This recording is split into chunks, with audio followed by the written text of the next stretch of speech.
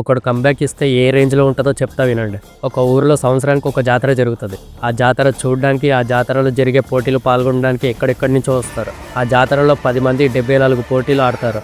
లాస్ట్కి గెలిచినోడు మళ్ళీ వచ్చే సంవత్సరం వరకు ఆ ఊరు వాడి సొంతం. ఊరు ఎవరి సొంతమైనా రూల్ మాత్రం రికార్డ్స్ క్రియేట్ చేసినోడిదే. పోటీ గెలిచినోడికి ఊరు మాత్రమే వస్తుంది.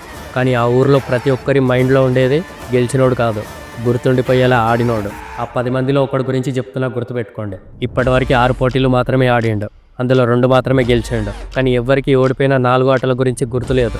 ఎందుకంటే ఈ 2 పోటీలో వాడు ఆడిన ఆట చూసి, క్రియేట్ చేసిన రికార్డు చూసి మిగతా ఆటలని మర్చిపోయేలా చేసిండు. అదే 74 మ్యాచ్లలోపు ఇంకెన్ని గెలుస్తాడో, ఇంకెన్ని గుర్తుండిపోయే ఆటలు ఆడతాడో మీరే ఊహించుకోండి.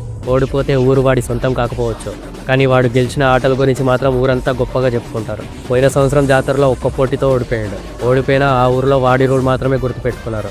ఈసారి పోయినసారిలాగా ఆడర్లే అనుకున్నారు. కానీ ఆడిన మొదటి పోటీలోనే ఎవ్వరు ఊహించలేని విధంగా గెలిచి అందరిలో భయం క్రియేట్ చేసిండు.